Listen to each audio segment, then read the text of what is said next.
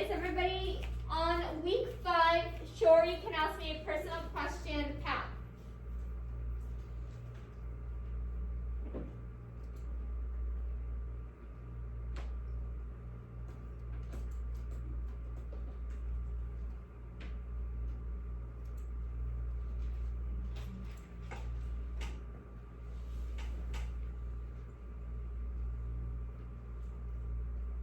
So let me go ahead and duplicate my screen so that way I can see what I'm typing.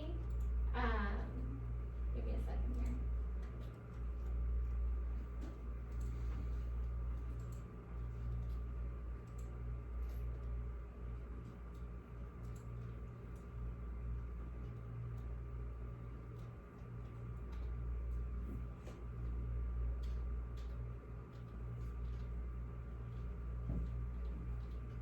All right.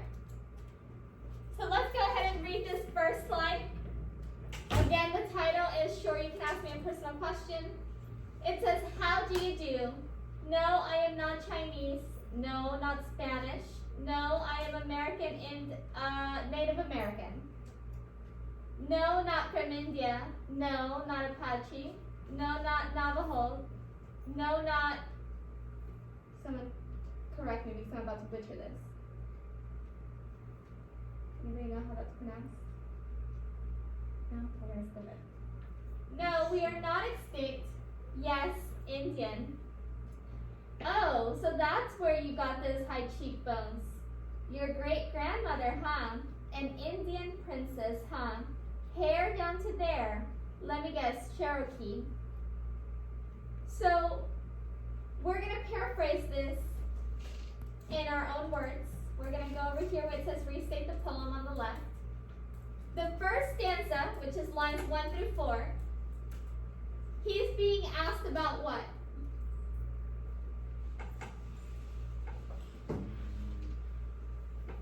What is he being asked? What race he is. What race he is, right? So,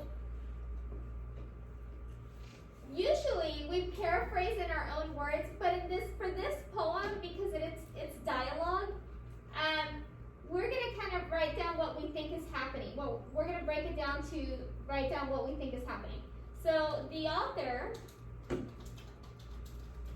being asked what race he is. He is asked if he is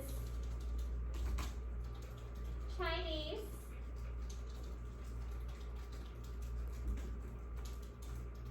or Spanish.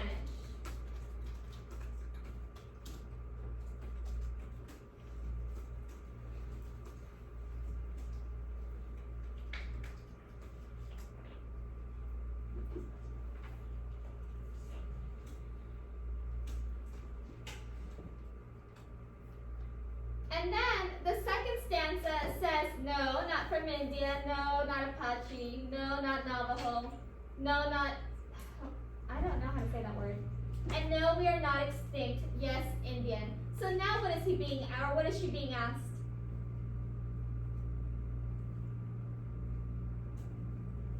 Oh, like where she's from. Where are you from? And yeah, where are you from, right? But also being asked whether are you this type of Native American, right? Are you Cherokee? Are you Indian? Are you Navajo? You know what I mean? So the author is being asked where she is from and if she is from any of the listed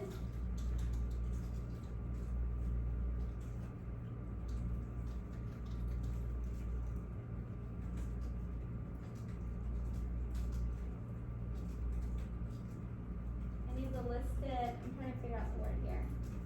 Tribes. Tribes, yes.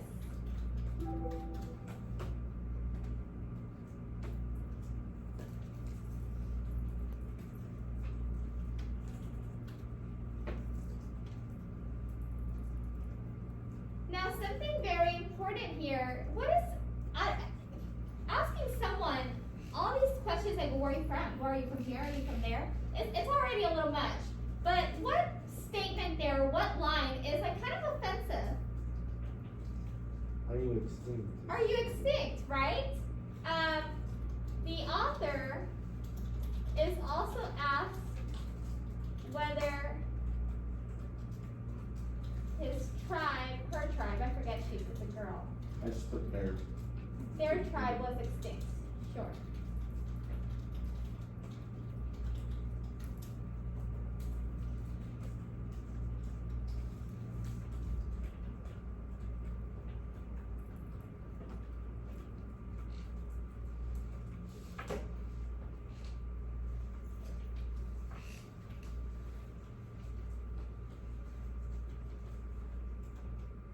And now the last stanza says, oh, so that's where you got those high cheekbones. Your great grandmother, huh?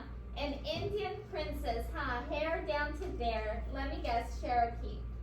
So now what stereotypes are they talking about? Indian stereotype. Indian, like facial features, right? So we're gonna call the other person just the other person is now talking about physical stereotypes of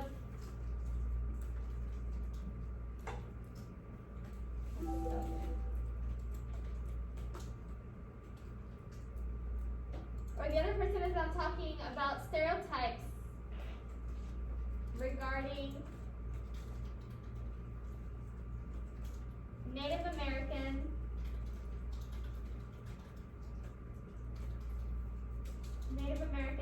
physical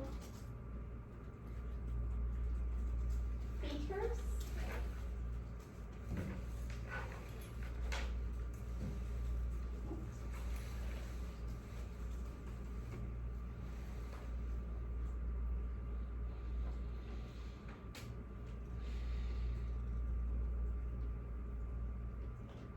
So we've paraphrased. Now this is, like I said, this is typically not how you paraphrase. Usually you can rewrite a poem in your own words, but because this is a dialogue, it's gonna look a little different. So now that we've paraphrased though, or we've done this section, we have to annotate by underlining and labeling the poem for poetic devices. So do we see any similes, metaphors, repetition, alliteration, connotation, negative or positive connotation? Repetition? What's repeated, John? No. No, right? So we're going to go ahead and use our underline tool, which is right before the little bucket. You can't see it because mine is super zoomed.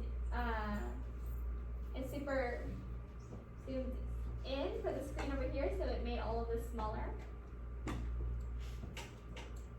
But I'm going to go ahead and underline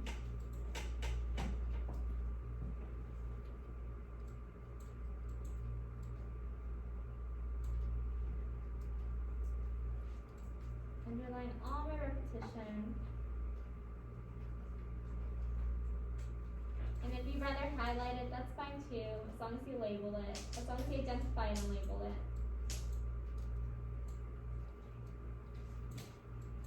But it's not that easy to move these little things around. There we go. Maybe I'll just have it.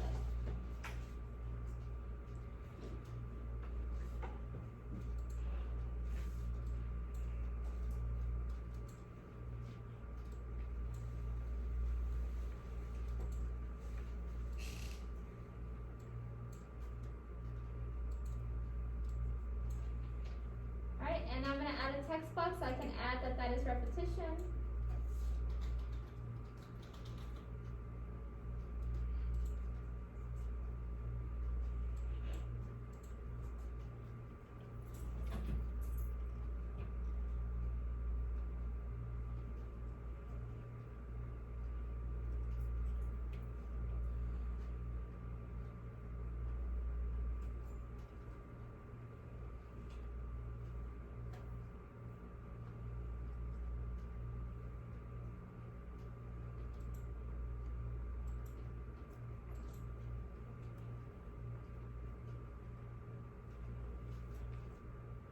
What else do we see?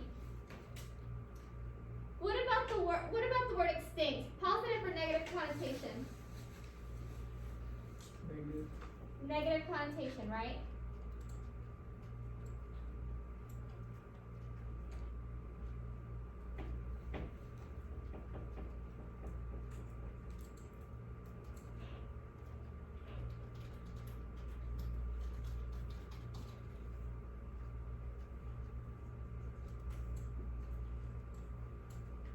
A negative connotation.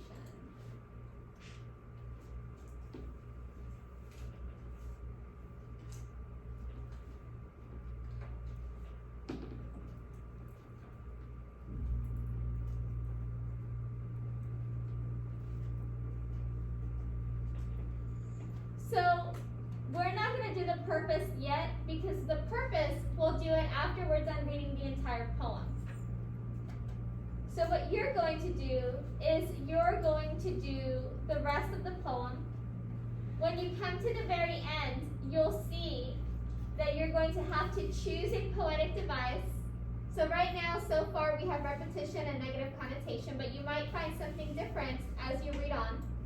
You're going to choose a poetic device and you're going to say, you know, similes or repetition, metaphors, whatever you decide, contributes to the theme because blank, and then you'll do the same thing for tone down here. Yes?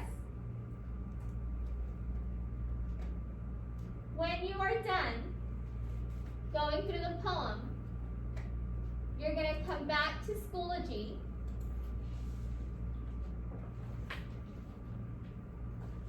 And you're going to work on the one that says, sure, you can ask me a personal question assignment.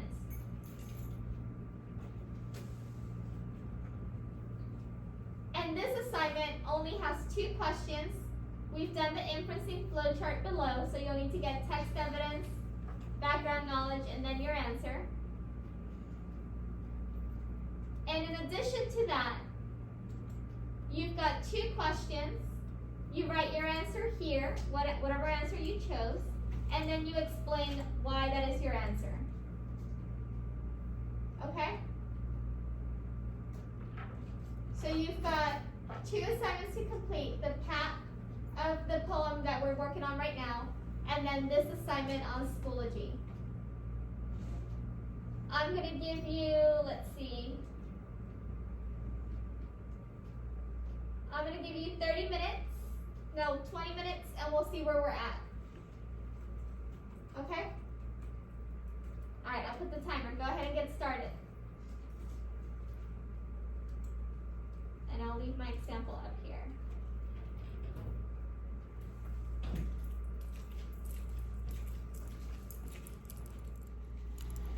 Alright, so it says, how do you do? No, I am not Chinese. No, not Spanish. No, I am American and Native American. No, not from India. No, not Apache. No, not Navajo. No, not the word again. I don't know how to say it. No, we are not extinct. Yes, Indian. Oh, so that's where you got those high cheekbones. Your great-grandmother, huh? An Indian princess, huh?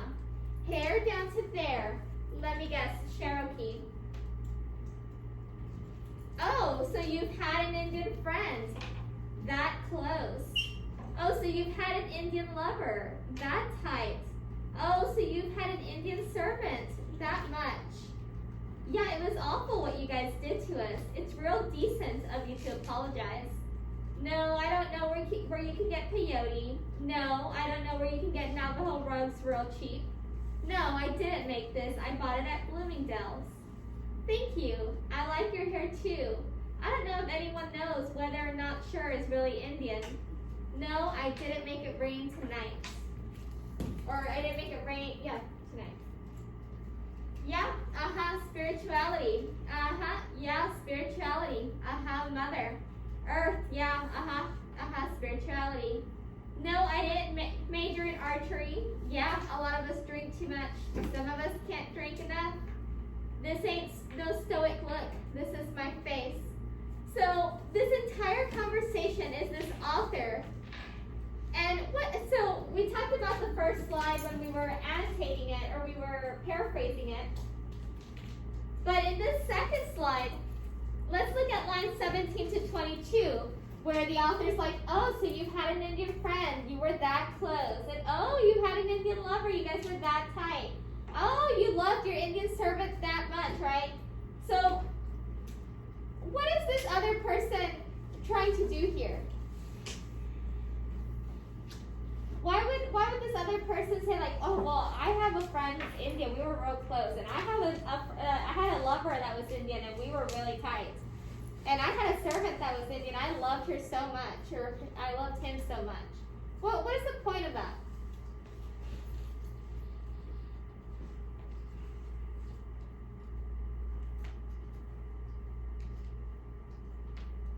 Why would anybody do that?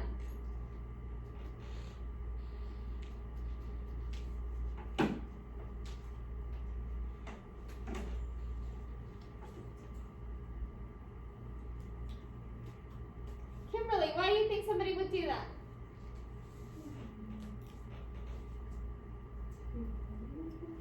Huh? To be friendly? Okay. Julia?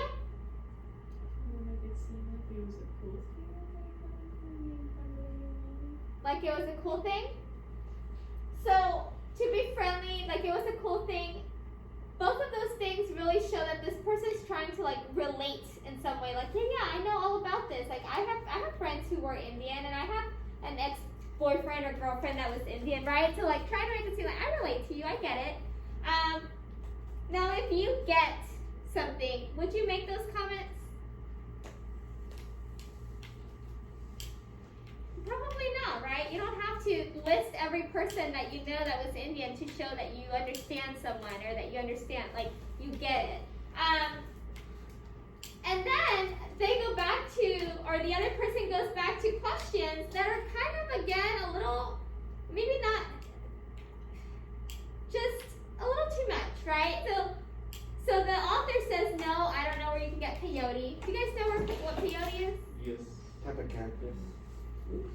A type of cat. Okay, John Rogers, what do you think it is? Another thing is like shooting balls for John Rogers. It is like it's a drug that they use, or not. I don't know if it's a drug. I think it's a plant. It is a plant, right? But it is like, it has like some effects like drugs would, right? Don't quote me on that. But I'm pretty sure it's like hallucinogens or something. I need to double check. But anyway, so they ask about that. They say like, hey, do you know where I can get some Navajo rugs? Like, I mean, just because you're Native American doesn't mean that you know where the Navajo rugs are, right? Like, or, you know, asking like, oh, did you make your outfit?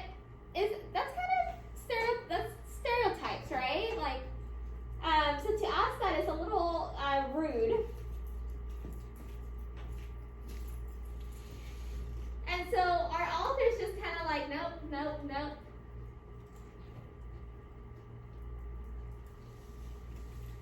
And then here, we can assume that the other person is talking about like spirituality and Mother Earth. And they even ask, was it here? No, in the other one, if you made it rain tonight, which is pretty offensive, like, to just say that to someone.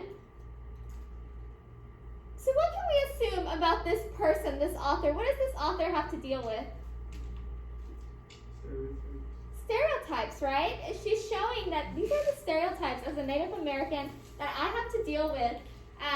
These are the type of things I get asked. These are the type of things I get told. Like, people see me and they point out my physical features. Like, she's pointing out things that she has to deal with, maybe regularly, I don't know, but obviously, even once is too much. Like, she shouldn't, right? That's something that she deals with. All right.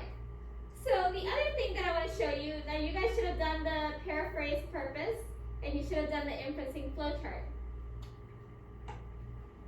Poetry, we usually look at, when we look at poetry, we look at poems, our typical poems made in stanzas and lines.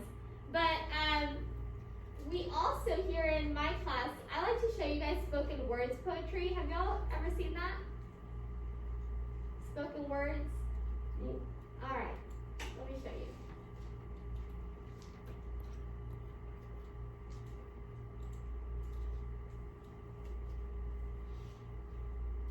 Let's see what I'm looking for is.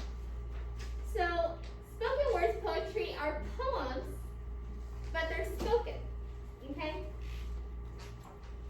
And they always have really great messages, and they're really good. So I'm going to show you one, and then you can, after this, you can continue working. If you didn't finish the inferencing flowchart and the questions, you can finish that.